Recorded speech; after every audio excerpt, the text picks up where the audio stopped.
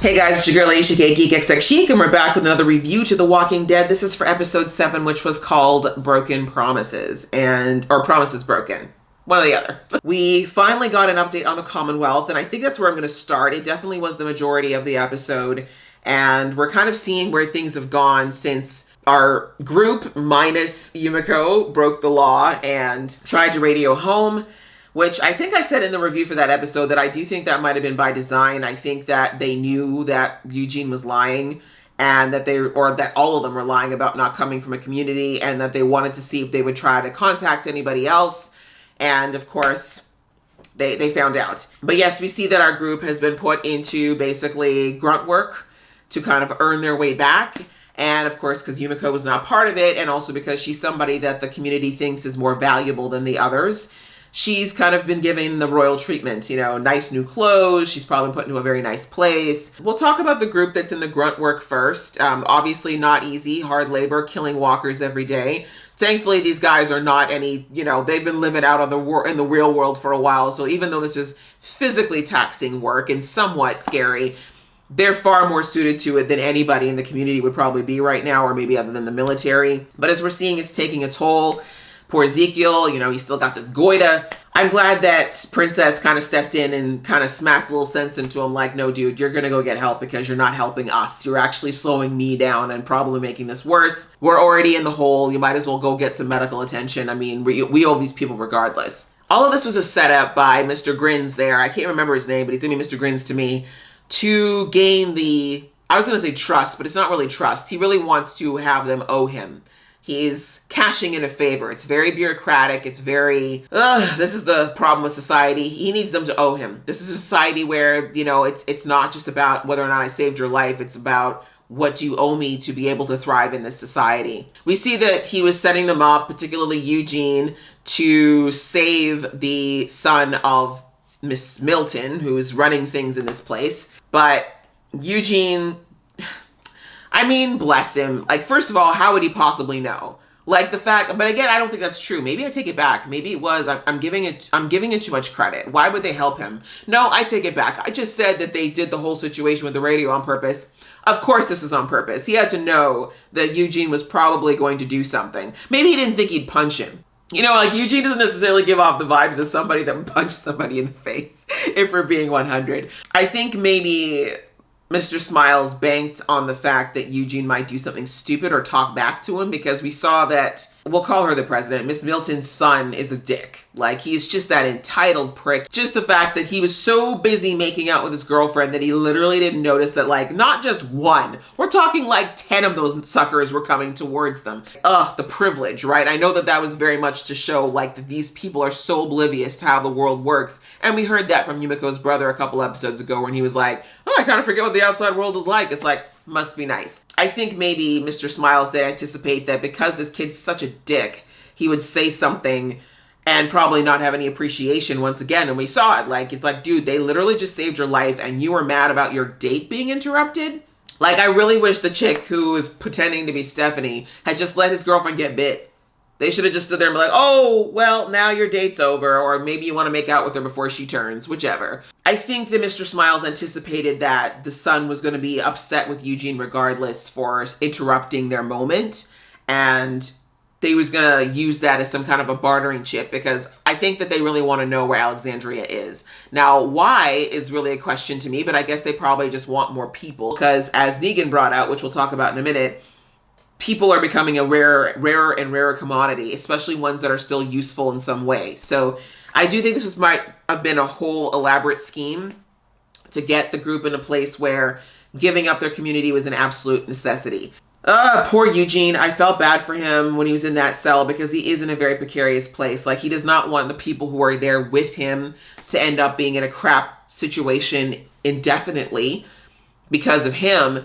But at the same time, he knows what it means to give up Alexandria when they don't have a heads up. Yeah, I feel badly for Eugene. I don't know what the right answer is for him. I honestly won't feel bad if he does give up Alexandria, because, again, how do you choose? These are all people who are equally important to him. But we'll see. Eugene's quite smart, so I'm hoping that he'll have a little bit of foresight to not send them directly to Alexandria, but we'll have to see what happens. Outside of that, we had Yumiko and her brother once again fighting over the fact that Yumiko thinks he should be doing his doctoring thing, but his fear, like in the first episode where they talked about this, I thought maybe it was just one of those situations where he was like, yeah, I didn't actually like being a doctor, like, but the Commonwealth is not what they seem. There's clearly something else going on there. There's clearly a seedy underbelly that we're not seeing, and we're starting to get tastes of it with Mr. Smiles, but there's more going on there. Like, nothing is that serene and perfect and for free.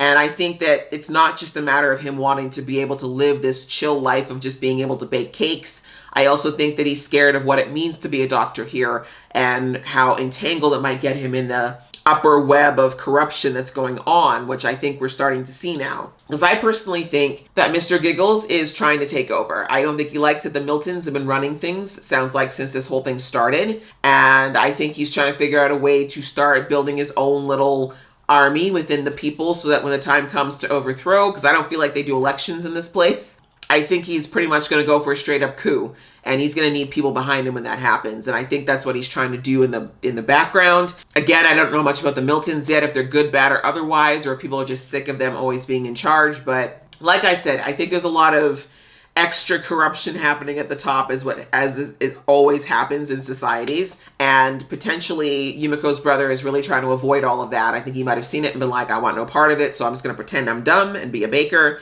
Because a doctor, we all know in the apocalypse, is like gold. It is the rare commodity that everybody wants. Yes, it gives you a certain amount of power, but it's a crazy amount of responsibility, not to mention the fact that people will get very desperate to keep you, and it kind of, people will want to control you. And he's not going to have a lot of freedom to do what he wants to do anymore. There's always a bit of tension and fear around the way he talks about the Commonwealth, and I think Yumiko's picking up on it, and she's still confused as to why her own brother won't tell her about it, but I'm thinking it's definitely for her protection at this point. I was hoping we would get to see the Milton lady this episode, but as we saw, that's not going to happen now that there's the altercation with her son. Again, we saw the secretary for Miss Milton was the same girl who got the ice cream. That apparently was Stephanie's favorite. A lot of people called out that that's not the real that is the real Stephanie. The fact that she was very interested in their group and trying not to directly ask about Eugene, clearly. Not sure what that's going to mean. She's clearly very deep in this community if she is the secretary, and she's also refusing to reveal herself. But I'm also wondering how she even got on the radio with Eugene in the first place.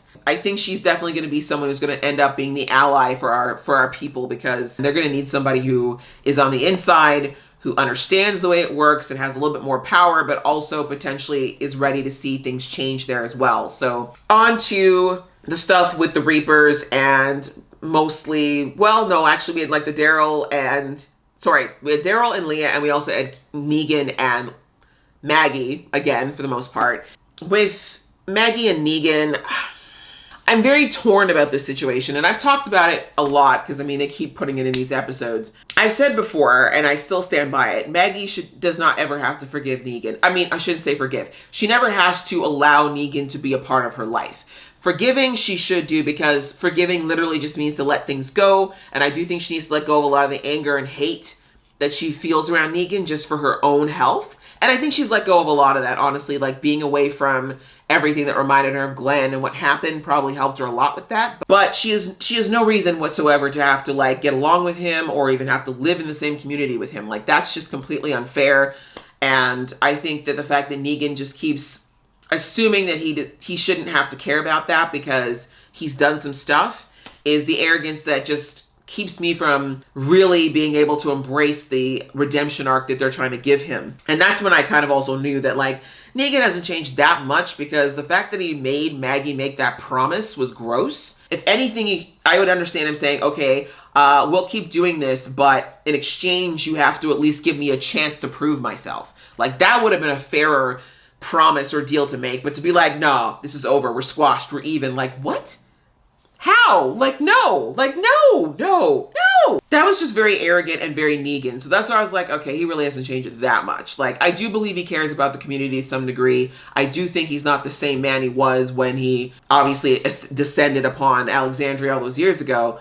But I don't, he's still Negan. Like, there still is that egotistical dick beneath it all that still makes it very difficult for anyone to fully accept him. But at the same time, he is still funny and witty, and that's why in the episode I said, like, I hate that he makes me laugh. But I thought was interesting, though, is that when she asked him, would you do it differently? And he said yes. And then I was like, And then him saying, I would have killed all of you. It's like she said, why would you tell me that? And he was like, because I think that if we're going to make this work, we need to be fully honest with each other going forward.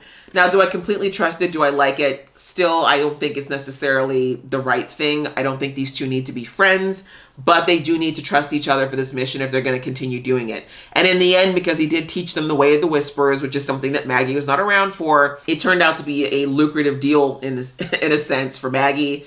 I do like the idea, though, of them getting the little Walker army, kind of taking a page out of Alpha's book and going back to Meridian with that. It is something that will help to potentially weed out some of the ninjas because, again, like, these are military trained people, so going head to head with them is not going to work. But with these people there, with these walkers, they at least have a fighting chance to get in there and weaken their ranks somewhat. And then, of course, just a little side story of the guy, the ninja, looking for his sister, the hope that he'd had all this time that she was okay, and finding out that, unfortunately, as we saw and we found out from the Reapers group, they're killing everybody that was in Meridian. They don't give a damn. And yeah, unfortunately, he saw that his sister didn't make it. It sucked, but at least, like I said, I feel like he's going to be pulled into the Kelly and Connie family.